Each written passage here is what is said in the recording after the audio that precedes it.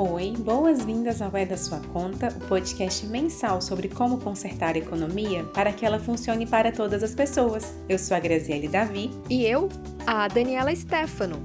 O É da Sua Conta é uma produção da Tax Justice Network, Rede Internacional de Justiça Fiscal. Você encontra a descrição completa e pode ouvir os episódios anteriores em www.edasuaconta.com.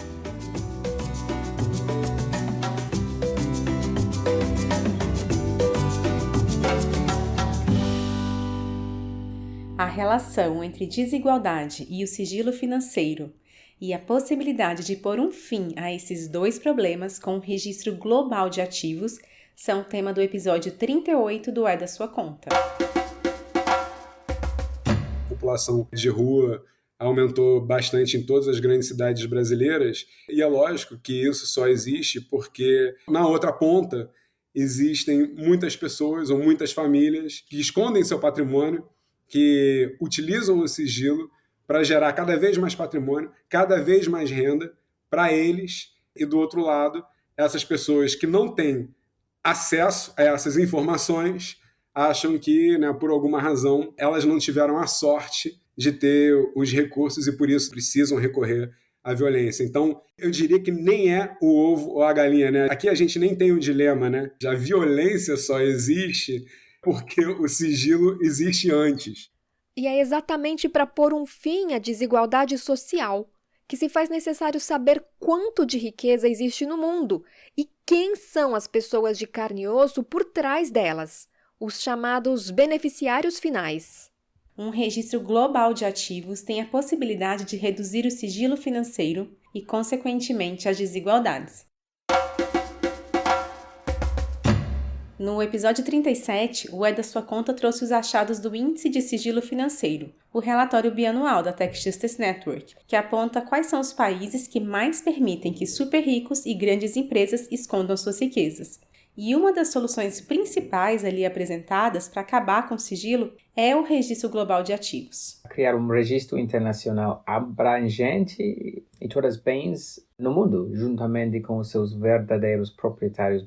Poderia assumir a forma de um recurso em rede que ligasse os registros nacionais de bens em todo o mundo. Por exemplo, algumas das informações poderiam talvez ser públicas, acessíveis a todos, e outras seriam apenas acessíveis às autoridades fiscais, ou à polícia, ou às autoridades que delas necessitem.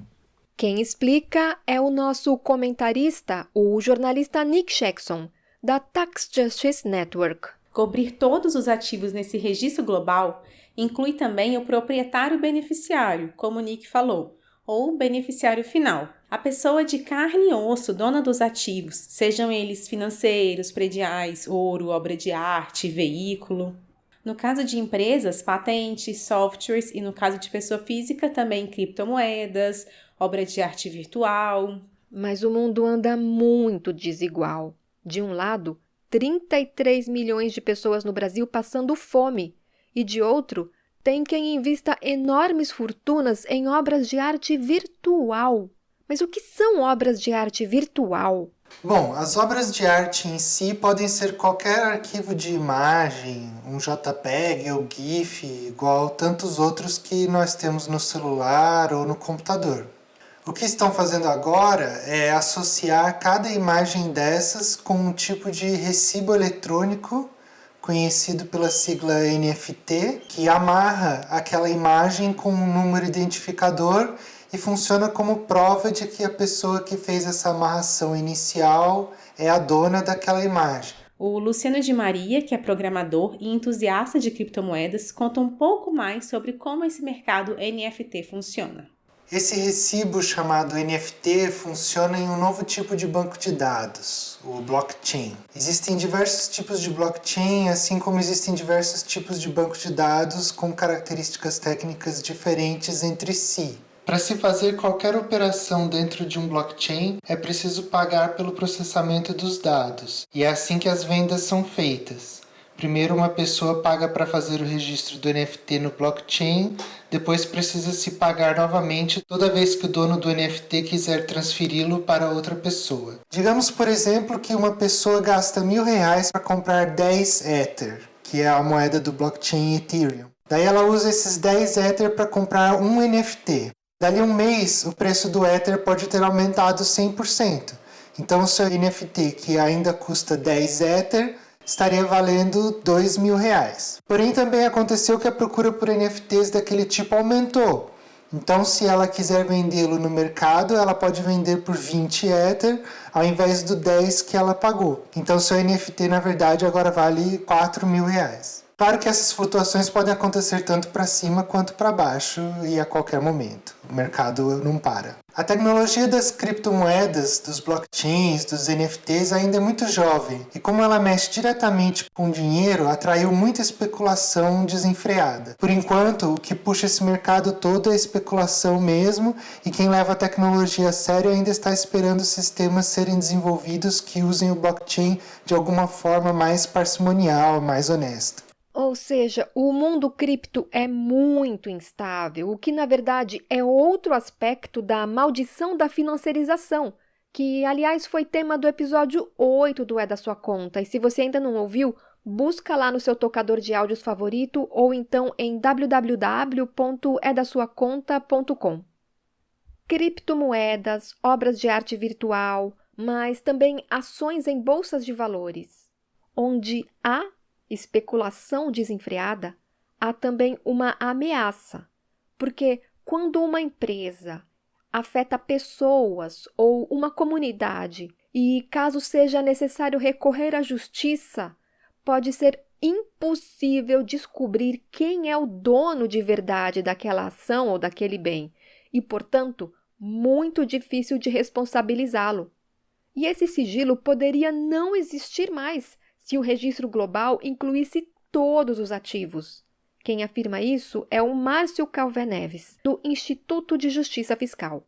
Porque ao se determinar de quem é a riqueza, os vários países, né, que teriam acesso a esse registro global de ativos teriam instrumentos para fazer uma política fiscal mais eficiente, reduzir a desigualdade social e tributar quem realmente tem capacidade contributiva para pagar o tributo e tributar no local onde esse tributo deve ser pago. A ideia pode parecer simples, entretanto, ela enfrenta alguns obstáculos. Um central é conseguir revogar o sigilo financeiro. No Brasil, por exemplo, existe uma lei que torna o sigilo financeiro central, não podendo divulgar nem mesmo quem são as empresas que recebem diversos benefícios tributários do Estado. Imagina tornar público um registro com todos os ativos e com informações de quem são os beneficiários finais. Mas talvez poderia ser codificado, como é feito hoje na divulgação dos grandes números do Imposto de Renda Pessoa Física. Esses dados também eram sigilosos e foram abertos há poucos anos. O Márcio Calvé Neves, do Instituto de Justiça Fiscal, IJF, defende essa transparência financeira.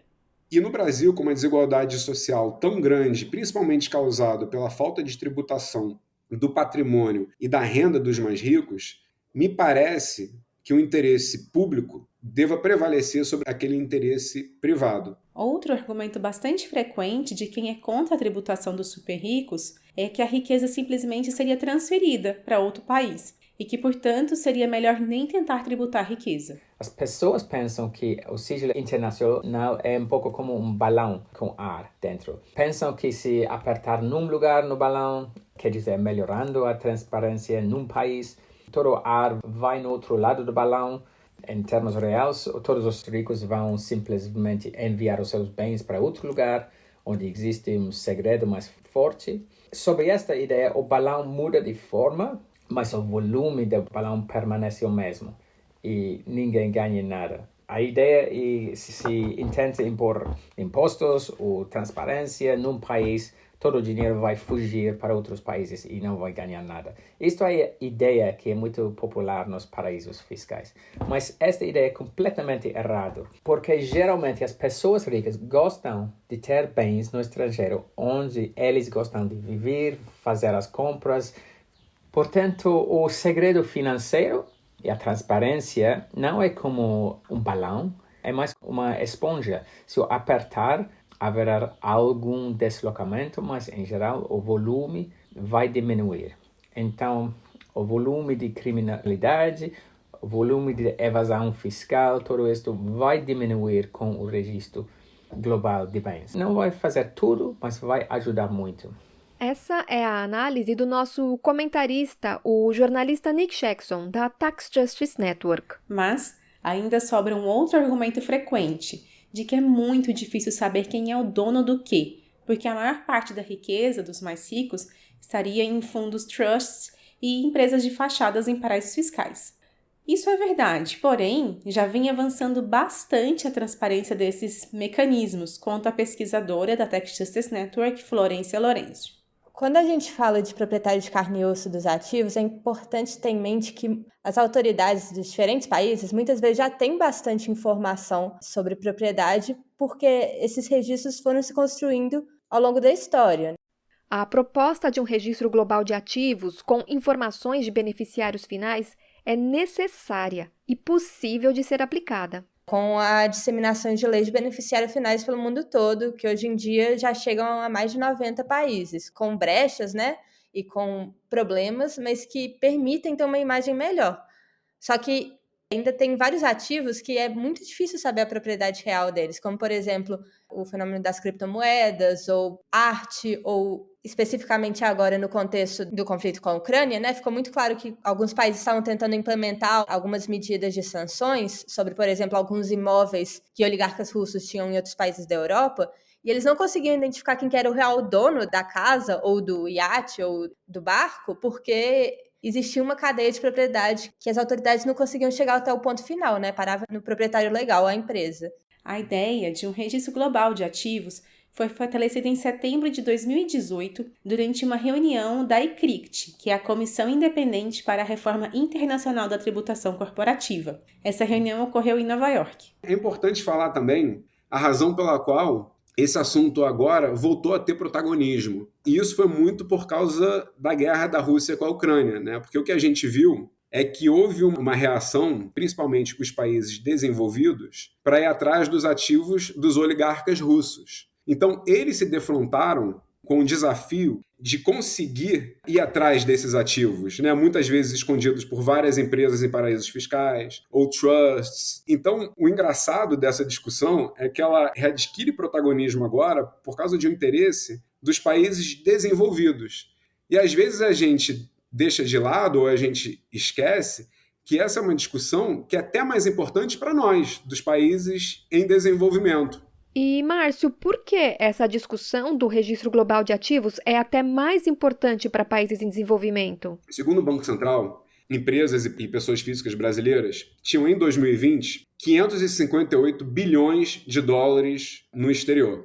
558 bilhões de dólares na taxa de câmbio de hoje, a gente está falando aí de quase 3 trilhões de reais. Só que o que esse valor do Banco Central não pega são os valores ilegais, aquilo que foi escondido da Receita Federal, escondido do Banco Central do Brasil. A pessoa física ou jurídica que tem ativo no exterior, ela tem que declarar para a Receita Federal do Brasil e tem que declarar para o Banco Central. Mesmo quando a gente fala dos ativos legais, existem várias normas tributárias e de controle de patrimônio no Brasil que fazem com que esse valor seja subavaliado e as autoridades fiscais e monetárias brasileiras não consigam ter a real dimensão de quanto que existe lá fora. Mais uma razão para um registro global de ativos. E lembrando do que o Luciano de Maria, programador, contou, tem muita obra de arte valiosa sendo comprada e vendida virtualmente.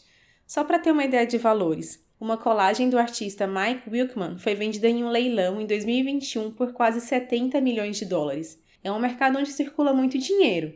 Permite o acúmulo de riqueza para um grupo bem pequeno da população. Mas essa forma de acumulação de riqueza não é tributada, até porque nem se conhece bem seus donos. Nick, obras de arte entrariam num registro global de ativos? Incluiria todos os bens valiosos que são propriedades de todas as pessoas no mundo. Mas assim, se possuir algumas barras de ouro, por exemplo, um quadro caro, um apartamento, uma conta bancária, um piano muito caro, uma carteira de ações financeiras, tudo isto seria registrado no Registro Global de Bens e seria acessível, no mínimo, às suas autoridades fiscais, para ter a certeza de que está a pagar os seus impostos. Obviamente, haveria algum corte, por exemplo, cada item com valor superior a, por exemplo, $10.000. E o Márcio é da mesma opinião. O registro ele teria que cobrir ativos intangíveis, por exemplo, patentes, marcas. Os maiores ativos dessas empresas de tecnologia são as suas patentes, os seus programas de software. A propriedade desses ativos teria que estar também nesse registro global. Então, a propriedade intelectual seria essencial. Uma vez eu ganhei um Ether de uma amiga. E daí ela me explicou qual aplicativo eu tinha que instalar no celular para funcionar como carteira dessa criptomoeda. E eu achei curioso porque eu não precisei em nenhum momento inserir algum dado pessoal. Só que a Florência Lorenzo explica que é possível saber quem são os donos de criptomoedas ou obras de artes virtuais. É muito positivo usar intermediários para reportar e implementar esses marcos de devida diligência, de identificar, por exemplo, se a carteira está no nome de uma empresa, que seja necessário registrar também o proprietário final dessa empresa, porque existem uma série de problemas quando essa informação é autorreportada. Então, hoje em dia, se você for preencher o imposto de renda, tem uma seção ali de outros direitos, e um desses outros bens e direitos é criptomoedas, mas existe um problema muito sério de autorreportagem que as pessoas muitas vezes deixam de reportar. E a mesma lógica poderia também valer para joias, ouros, iates, esculturas, relógios caros e outras formas de esconder riquezas atuais. Incorporação desses intermediários é central. E aqui não só para criptomoedas, mas também pensando aqui no escopo do registro de ativos de forma geral, incorporar também as casas de leilão, para que eles reportem quando um quadro valioso é vendido para as autoridades, ou incorporar as empresas de seguro. Então, essas empresas que fornecem esses serviços de seguros podem servir como um instrumento central em melhorar a informação que as autoridades têm. Não só porque elas têm informação sobre a existência do ativo, mas muitas vezes elas têm informação também sobre o valor desse ativo, né? Ou seja, é possível ser aplicado. Todos os países no mundo têm uma forma limitada de registro de bens, por exemplo, registro predial de terrenos, do automóvel, já em vigor. Apenas uma questão de expandir o âmbito do que já existe.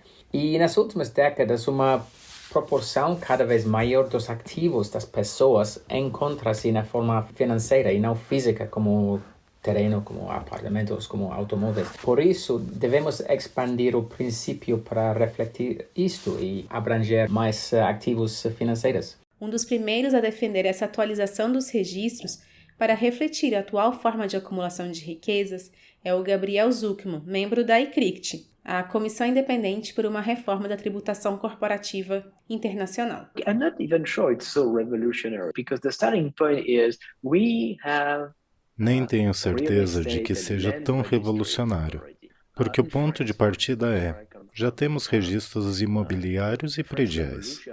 Na França, por exemplo, de onde venho, a Revolução Francesa criou o registro imobiliário e fundiário francês em 1790, há mais de 2 séculos. E na época, quando esses registros foram criados, a maior parte da riqueza era, de fato, imóveis e terras.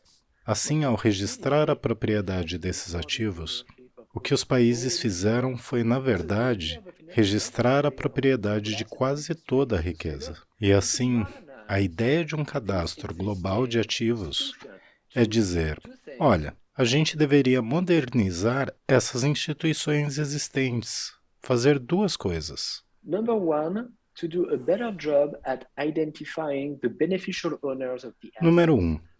Melhorar a identificação dos beneficiários efetivos dos ativos. Uma parte significativa de imóveis, especialmente aqueles de alto padrão, é de propriedade de empresas de fachada e, portanto, nos registros, você não vê a identidade dos proprietários desses ativos. Mas essa identidade é conhecida porque os intermediários têm de saber quem são os beneficiários efetivos da riqueza que administram. E número 2. Seria lógico estender os registros existentes aos ativos financeiros, de modo a voltar à intenção original desses registros, que é cobrir a propriedade de todas as formas de riqueza, e a maior parte da riqueza das famílias. Uma proposta como essa tem desafios.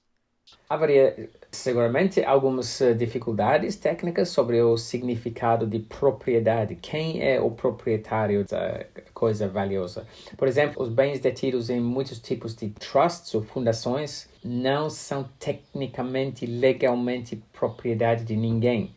Os ricos põem seus ativos dentro desses trusts para esconder. É necessário penetrar esses tipos de estruturas. Mas as instituições internacionais já têm feito muito trabalho na definição deste problema e surgiram como o conceito de proprietário beneficiário.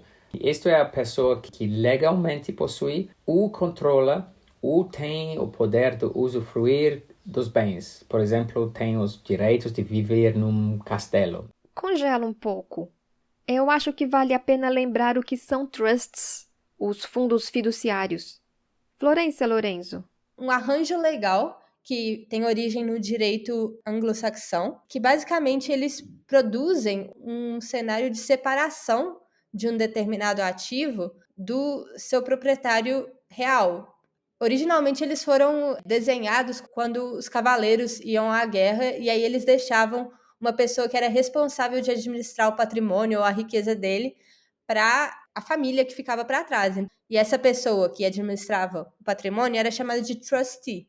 Só que com a disseminação desse instrumento e a atualização dele na contemporaneidade, ele muitas vezes, a pessoa que estabelece o trust, passa esse ativo para o trustee, que vai administrar esse determinado ativo, que pode ser um imóvel, para os beneficiários. Essa estrutura faz com que seja impossível ou muito difícil descobrir quem que é a pessoa que realmente está se beneficiando desse ativo. Então, às vezes tem uma conta bancária registrada no nome do João, mas o João, na verdade, é um trustee administrando patrimônio para uma família diferente. E você não tem como saber que ele está, na verdade, ali só como um trustee e não como o proprietário final desse ativo. Trustee é fiduciário em português.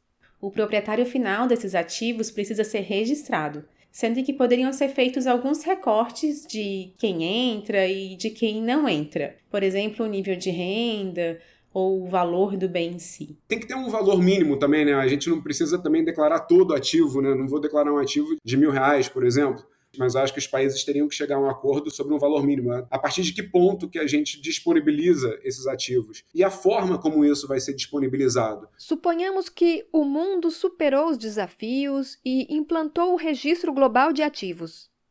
Quais seriam os benefícios, Nick? Imagine que um país quer instituir um imposto sobre a riqueza, por exemplo, para que pague um imposto de 0,5% sobre o valor de todos os seus bens mundiais, acima de um determinado valor. Isto poderia, de facto, aumentar montantes muito elevados de impostos. Mas sem um registro global de bens, muitos bilionários escapariam ao pagamento deste imposto.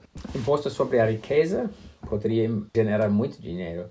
Você tem cálculos de organizações sem fins lucrativos e tal que estimam o valor de ativos brasileiros no exterior não declarados, ativos ilegais, em mais ou menos 400 bilhões de dólares. Ou seja, além daqueles 558 bilhões em números de 2020 declarados, eu teria mais uns 400 bilhões de ativos ilegais no exterior. Quando a gente fala aí de 558 bilhões em ativos legais a valor de custo lá fora, a gente está falando aí de 30% mais ou menos do PIB de 2020, né? O PIB de 2020 foi de 1,4 trilhão, e se a gente inclui uma estimativa de valores ilegais, isso daí pode superar 50% do PIB. Nick, um imposto sobre a riqueza dos super ricos no mundo todo poderia representar uma arrecadação em potencial de quanto?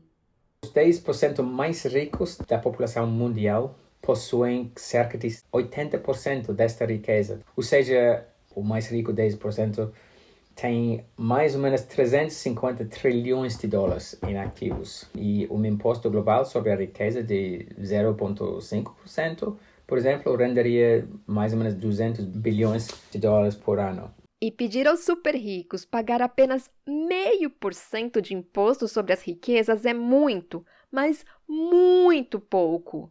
Porque um registro global de ativos que facilite a tributação de riqueza contribui para reduzir a desigualdade, o que melhoraria a vida de muita, mas muita gente. Se puder tributar mais os ricos, os benefícios dos impostos, como melhores estradas, escolas, hospitais, tenderão a beneficiar os setores mais pobres da sociedade. O Brasil chegou a um número de 33 milhões de pessoas passando fome. E é lógico que o sistema tributário tem um peso muito grande nesse número. Então a gente consegue reduzir pobreza, a gente consegue tornar um país mais igual, mas para isso a gente precisa de transparência. Transparência sobre quem possui riqueza, onde essa riqueza está localizada, as razões pelas quais políticos e todo o lobby que está por trás não querem que esses bens ou que esse patrimônio lá fora seja tributado aqui, porque no final tudo é uma escolha política. E por onde começar? O ponto de partida natural são os registros nacionais que existem, fundiários e imobiliários. Em seguida, seria estender esses registros para incorporar ativos financeiros. Vivemos em um mundo globalizado, onde a acumulação de riqueza ocorre em vários países. E então faria sentido conectar os vários registros que existem para ter uma visão abrangente da riqueza possuída pelas pessoas. Gabriel Zucman é membro da ICRICT. Você pode ter 2 países concordando em conectar os seus registros. Por exemplo, os Estados Unidos e o Canadá, ou a França e a Alemanha. Um próximo passo natural seria ter os registros regionais, na União Europeia, na América Latina, e então, finalmente, você poderia conectar esses vários registros regionais para chegar ao global. E regionalmente, qual a probabilidade de se criar um registro compartilhado de ativos? Quem responde é o Márcio Verdi, da Comissão Interamericana de Administrações Tributárias. Antes de pensarmos nisso, devemos trabalhar em efetivamente implementar uma regra de identificação dos beneficiários finais, que já existe a determinação do Global Forum, na qual os países, como 130, se eu não estou enganado, já concordaram, mas eles têm que implementar. Implementar significa ter um marco legal e depois torná-lo operativo. Os países que participam do Global Forum de Transparência, do Acordo Mútuo de Informação, avançaram muito. Mas ainda tem muito por andar para termos o beneficiário final, quem é dono do quê? De empresas e de contas. Se a gente conseguir alcançar isso, será uma vitória mundial contra os evasores. E o Brasil está preparado para aderir a um registro global de ativos? O nosso arcabouço jurídico hoje tem várias normas que dificultam a implementação do registro global de ativos aqui no Brasil. E vai ser uma questão que o mundo jurídico vai ter que enfrentar. A última análise, seria decidida ali pelo Supremo Tribunal Federal, que já enfrentou a questão do sigilo fiscal algumas vezes, e o STF, por enquanto, ele se posiciona no sentido de que essas informações financeiras devem ser disponibilizadas, por exemplo, por bancos para a Receita Federal ou para o Banco Central, mas que não pode disponibilizar para o público em geral. E aí, como é que uma discussão jurídica sobre o registro global de ativos pode alterar o que hoje a gente tem na legislação? E alterar a legislação é um passo. Mas antes disso, é preciso derrubar um muro.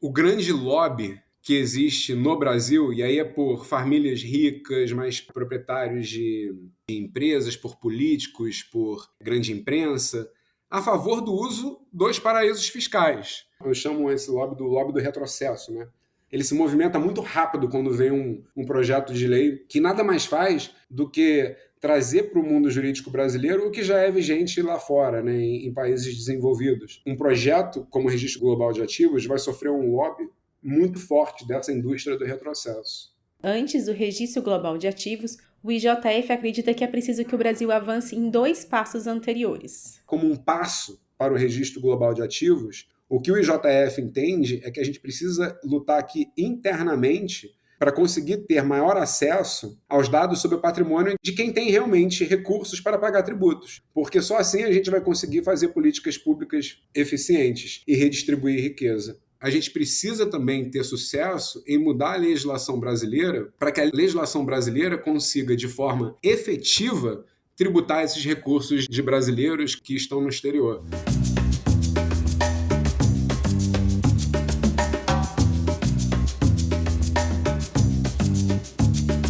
Só que um problema que a gente tem disseminado mundo afora hoje em dia com os registros de beneficiários finais, que são justamente essas ferramentas que nos permitem aferir quem que é o sujeito de carne e osso que está por detrás de determinado arranjo legal de determinada empresa, é que o limiar de registro ele é excessivamente alto. Você só precisa ser registrado como o proprietário efetivo de uma empresa, na maior parte dos países, se você tem mais de 25% das ações ou direito de voto nessas empresas.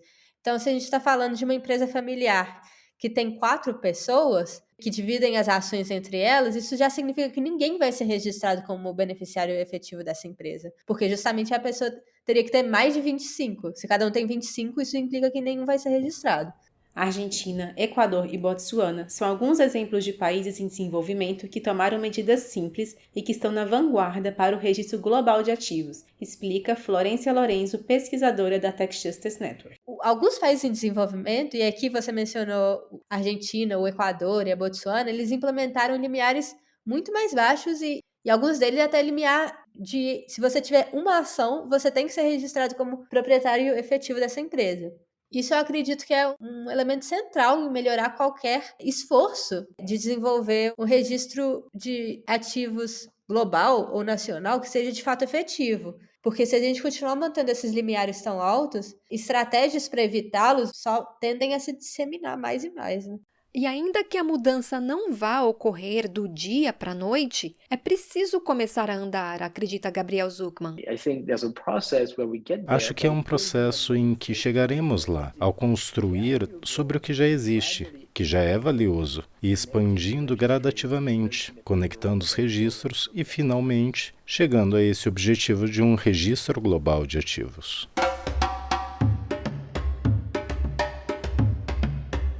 Um registro internacional abrangente, que inclua a diversidade de ativos existentes, juntamente com a informação de seu beneficiário final, sendo que uma fração poderia ser pública e uma fração disponível apenas às autoridades fiscais e policiais, e também com o limiar de recorte do valor do que seria incluído.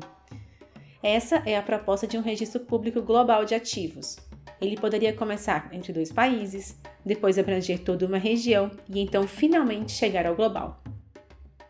Eu acho que aí é principalmente pela pressão da sociedade civil, né? De institutos como o Tax Justice Network, como o Instituto de Justiça Fiscal, como a Oxfam, como tantos outros, mas é importante que saia também das organizações e chegue ao público em geral. A sociedade civil fazer essa pressão para mostrar que um registro global ele seria mais importante para as políticas públicas do que o sigilo fiscal.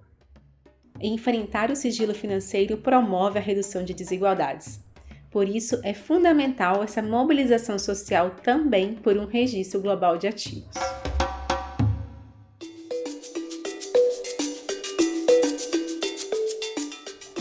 O É da Sua Conta é coordenado por Naomi Fuller. A produção desta edição é de Daniela Stefano e minha, Graziele Davi. Um abraço e até o próximo. Um abraço, segue se cuidando, pois a 4ª onda da Covid está muito forte no Brasil. E até o próximo.